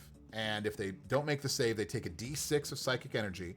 And the next saving throw they have to make, they get 1d4 subtracted from that saving throw. So you affect their mind as you go like, ah! And then they have to make an intelligence saving, whatever saving throw they have to make. Next, you take a d4 off of that. That's like darn it. Yeah, that's actually pretty powerful. Your DC is I'm being like 10, drawn to 13. the idea of poison as well for some reason. Poison spray. You have a poison spray, which is basically like if they get close with you within 10 feet, you can go, and like a puff of poison comes out from you. Could we flavor that so there's no puff of poison, but it's just like a feeling that comes over someone? Like an unseen poison. Like an unseen poison that they just start feeling like very unwell. Yeah. Like disease almost. Like an unwellness there. Yeah. So we're gonna call that poison aura instead of poison spray. So that's good. It's close though. You got to be within 10 feet. You can be within 10 feet of them, and then what you do is you basically put your hand out there. You extend your hand toward a creature you can see within 10 feet, and it says project a puff of noxious gas from your palm. So you basically an aura. A blast of disease-ridden energy. Yeah, I love it. I love it. Like my mind's going, don't make it a furball. Don't make it a furball. Don't make it a furball.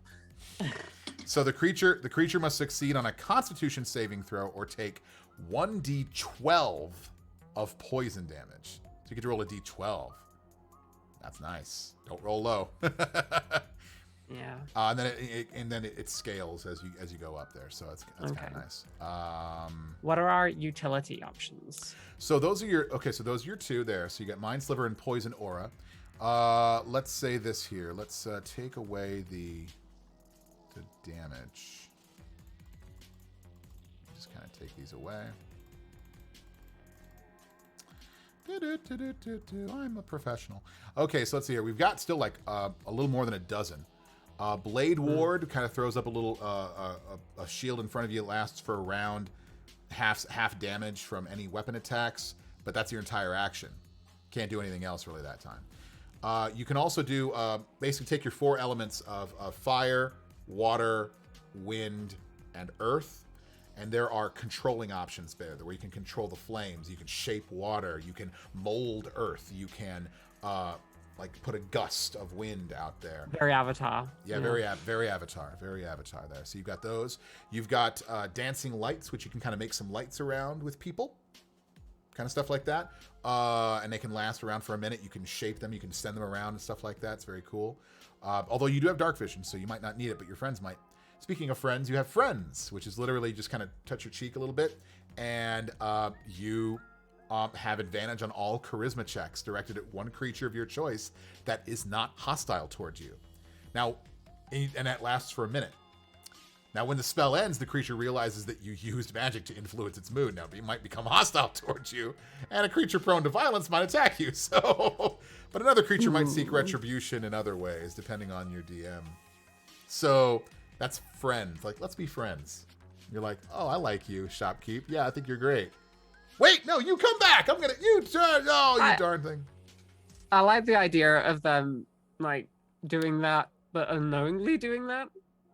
Like just Possibly. trying to be like genuine and activating these things that they don't necessarily have control over.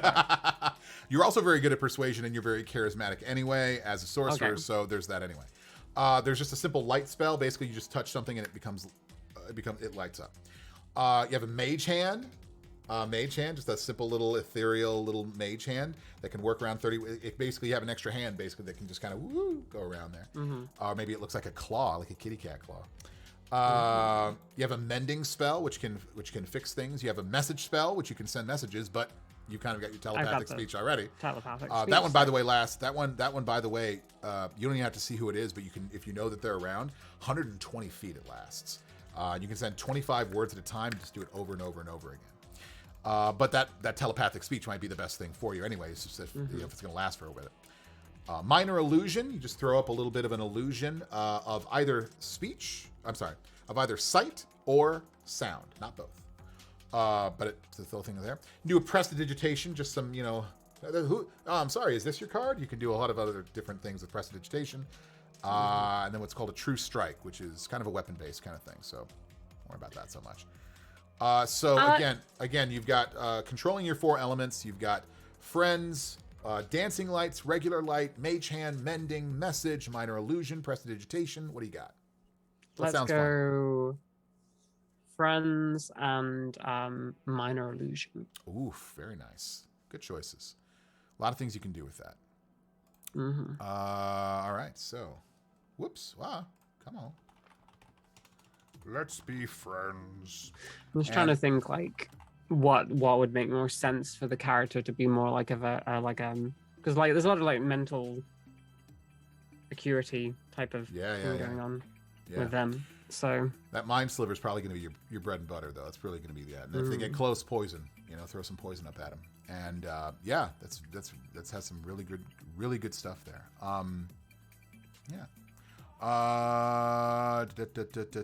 Okay, great. Okay, so and then you're going to be able to pick a few spells, which we're going to do off stream as we're going to take a break, and we're going to come back and we're going to see exactly where Meabite and Stitches are going to go, as you're going to have your own little one-on-one adventure. We're also going to take a little bathroom break, get a snack.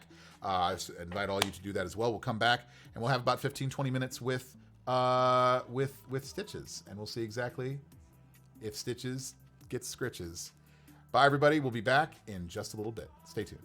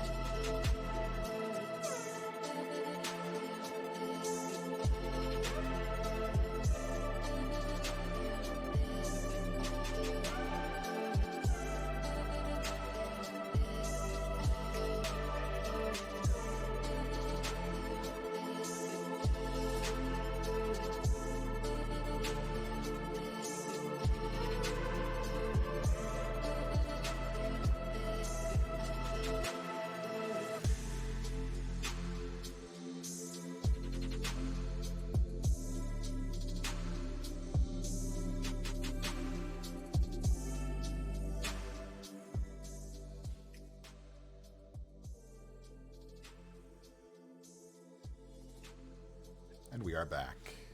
Hello, everyone. So let's take this new character out for a spin. I didn't write anything. What are you talking about? I don't have anything written.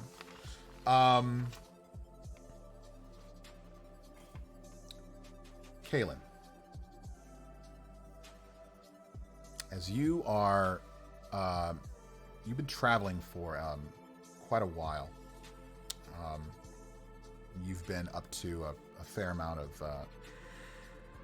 odd jobs along the way to kind of get some of your gold back. You started with a pretty hefty purse for someone of your kind, and you were able to get a little bit of money and take it with you as you left the church and found your way. Well, as you didn't so much as leave the church as was asked to leave the church. As you have been making your way through a large swath of uncolonized areas, basically some areas between towns, you have found a large patch of forested area that you need to get through. There's no paths around it. There are mountains basically up to the side, and there's a coast on the other side. So basically, to your as you're seeing this forest area ahead of you, you see mountains to your left, and not so much like sharp mountains, but more of like very severe-looking hills, a hilly area there. And to the right is the coastline. Does Stitches swim? Not well. Okay.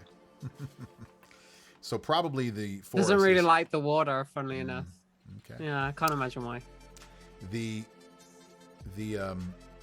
forest is probably going to be your best bet to go through. So how would you like to find the best way through this forest? What is Stitches going to do to go through this forest in the most expedient manner? I reckon Stitches would just walk in a straight line and not think things through too much. Okay. He needs to get through the forest. He's going to get through the forest. All right. Trying to basically get to the next stop and find a new place and get some odd jobs and keep the tail under the traveling cloak. The ears tucked to the side. So as you make your way into this forest, I want you to make me a survival check as you try to make your way through this forest and track finding the best path for this. All right. What am I rolling for this? You're going to roll a d20 and add your survival modifier, which I believe should be a +3 on your chart. You did take proficiency in it. Mm-hmm. That is a 6, so it's a 9. It's a 9. As you're going through, this is a heavily forested area, and as you are moving through this area, you start to come across certain ferns and herbs, and you kind of are like, okay, I think I can remember where this is, and you make your way through this stuff, and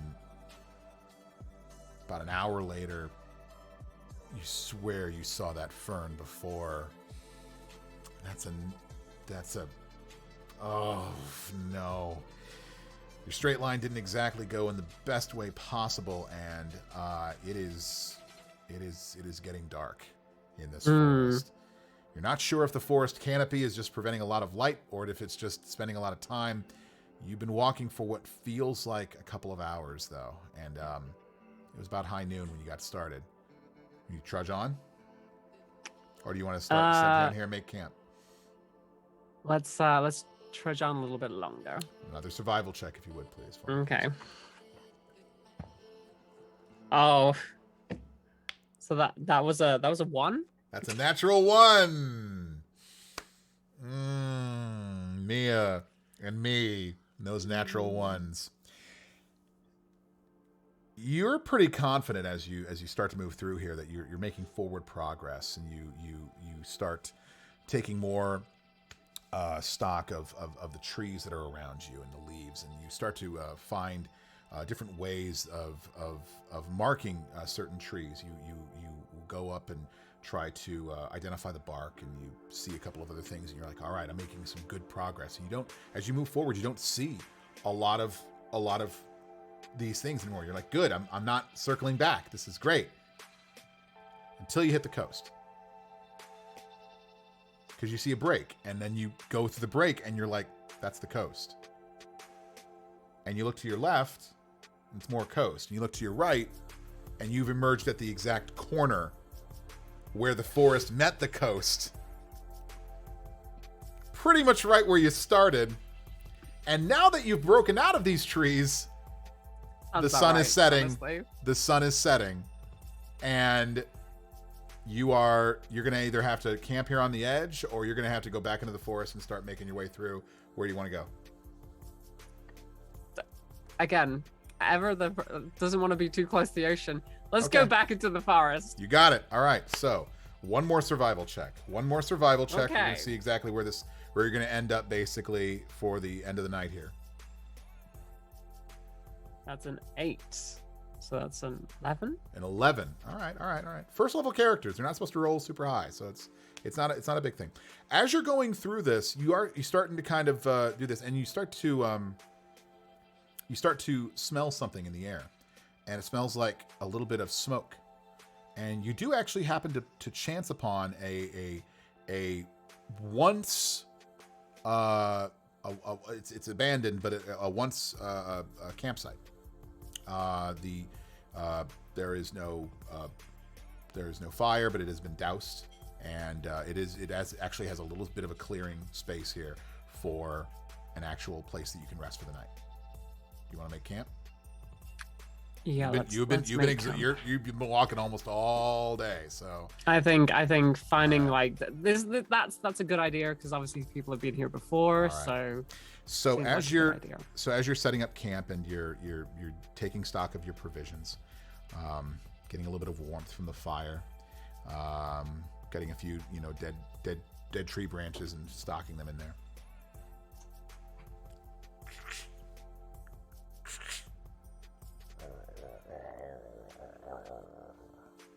Sound behind you as a couple of branches crunch. It's a small fire is lit. Behind you do hear something. What do you do? Can I make a perception check? You do have dark vision, so go ahead and make me a perception check. Yeah, with D20 again. D20 plus your proficiency, your perception modifier, which is 1, I believe. 1. Okay. That is a 13, so 14. As you slowly turn around to the source of the sound behind you, you see a pair of very dark wolves. Oh, that's not good. One of them is low to the ground, and just kind of, and not like a pouncing kind of idea because of that perception check. Not a pouncing idea. The other one is starting to kind of like slowly kind of circle the other one, like in front and back of it, but keeping its eyes on you. Mm-hmm. And it's growling. They are about 35 feet away. Okay. What do you do? 35 feet away. I doubt that I would be able to talk with these wolves. So they are exactly 30 feet away. Mm-hmm. And they've already detected me, right? They're looking at you. They're looking at me. They're looking at you, and they're looking at the fire. Well, in that case, let's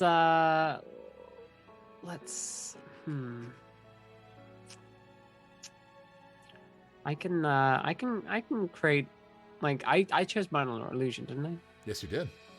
Okay. How much can that do? What can that do? 30 feet. 30 feet. It can do a sight-based illusion, or it can do a sound-based illusion. Anywhere within 30 feet of you. Okay. Would I be able to create some kind of dog whistle? Okay.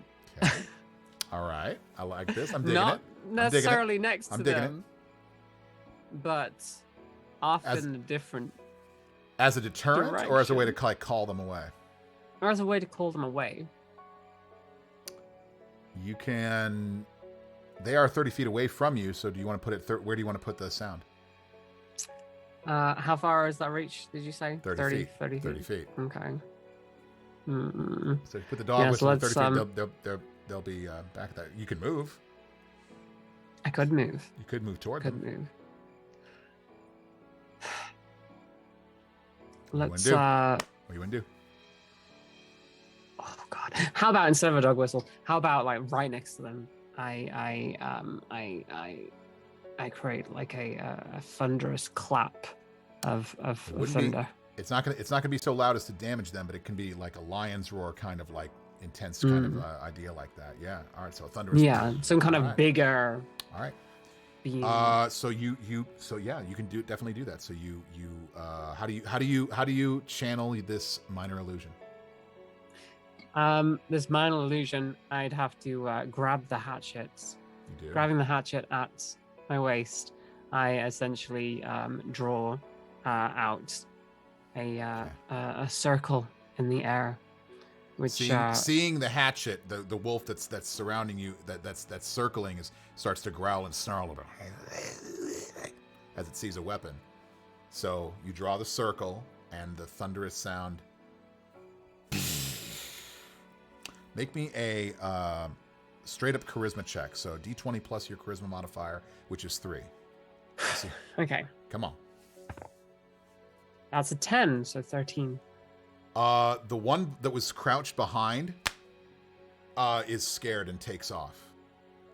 The other one, though, is going to rush you, though, as it is more not as terrified as it. But with a 4, it comes at you, and you are at least it doesn't close the distance as much, and it tries to hit you. But with a natural 4 on the die, it does not hit you. You have one wolf that's on you. What are you going to do? Okay, and one wolf that's on me. What am I going to do? Okay, so let's. You got your hatchet out. You've got your spells. You've got your cantrips. It is within 5 feet of you.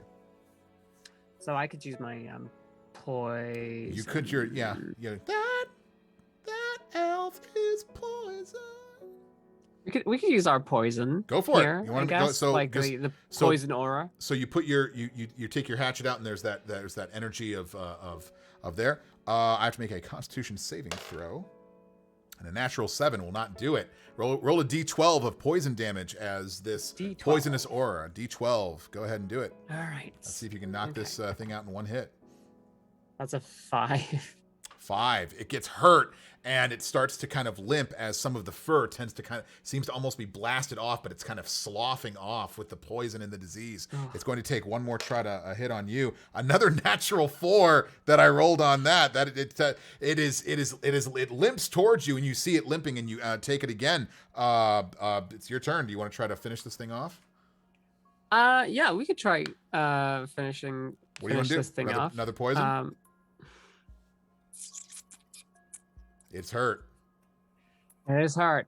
Could I use one of my daggers? You definitely how could. How close am I? It's within 5 feet, so you could definitely get a striking distance on it. You can also throw a dagger anyway if it was farther away, but it's within 5 feet, so you can just stab. Let's try and go for the throat then. Okay, roll me a D20 and add 4 to your attack. All right. D20 plus proficiency plus dex. Whoop. That didn't go in the tray. Okay, let's try that again. Oh, 20. Dirty 20 or natural 20? No, natural 20. Natural 20. That's a crit. All right. Yay! It definitely hits. Roll a D4 or 2D4 if you want. You can roll a D4 and double it, or 2D4 and okay. There. The D4 is the pyramid, right? Pyramid. Yeah. Okay. So D4 is giving me 2. Do you want to roll a second one, or you want to double that? I'll roll a second one. Go ahead. Is a 4. Okay, cool. It's a 6 plus your dex, which is 1, which is 7. And with that, you basically, how do you want to kill this thing? Oh, I'm assuming that it went for me last, so I it did. swiftly. I go to try and stop it, forgetting that the dagger is actually in my hand, my other hand that I've just naturally like taken the dagger, and I go and try and push it out of the way and just stab it in the side of the neck. And I'm like, oh, I didn't mean to do that. Oh, uh-oh. Like you draw a dagger out of oh my. Oh my. So as this wolf takes its final breath, the dagger protruding out of its neck, you've got a dead wolf carcass next to you. And as you're considering what to do with this wolf carcass, you see outside of the realm of these things there, you see a pair of goblins rushing just past the light of the campfire, but within your sight of your dark vision, but parallel. They're not coming at you. They're parallel. They're skirting this, and you hear. You just hear that. A pair of goblins. Just out of nowhere. They're not even messing with you. You don't know if they're running from wolves. You don't know if they're running from. About 100 feet, now about 200 feet from where you are, there's this explosion. And this bright burst of light as you swear you hear a tree fall over. And you start to see another pair of goblins running away from whatever source of sound that was. And then 3 more. They don't care about you. They're running. And then you see a giant, I don't want to say a giant, but like taller than you. You're 6 foot. About 8 foot tall. Fur covered. With a snout like a wild dog, almost like a hyena. And carrying this huge club. And just swinging it through the air. And just saying something in a language that you do not understand. And it locks eyes on you. And that's where we're going to end this first session of yours, as you just had an encounter. That's very nice. I love it. That's great. What a great way to get started on this. Wow. Exciting. What a cliffhanger. You know what? Hey, you got a natural 1 on the survival check, but a natural 20 on the kill. That's a great way to get started, Mia. Wonderful job. Ladies and gentlemen, I want to say thank you so much for stopping by for the second episode of Character Creation. My name is Lucas Schuneman. This is Mia Bite. Please go follow Mia. Go follow everything that she's doing on Twitter and Twitch and all the social media. Thank you so much for bringing Stitches into our lives, Mia. This has been a lot of fun. It's been an absolute pleasure. I've had so much fun. Right. Really, I was actually really hesitant about everything, but yeah, I'm so glad that we got to make that character. It's a lot of fun. Just from randomness. Amazing.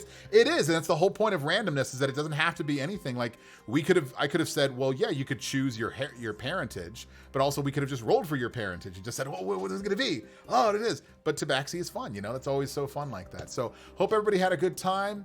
Make sure you're following Gilding Light. We're going to do this again next week with the one and only Sean Chiplock will be here as the special guest. Ooh. Oh yes, I know you love Diluc. I know you love ReZero and Subaru. He's going to be here, and we're going to make as our first male guest, and we're going to have our very first male character, or maybe he's going to make a female character. We don't know. Maybe even non-binary. Who knows? It's going to be a lot of fun. But it's going to be a lot of fun. Sean Chiplock will be our guest next week. Stay tuned for that next Friday, same time. We'll see you then. Thank you for coming by, everybody. Bye-bye.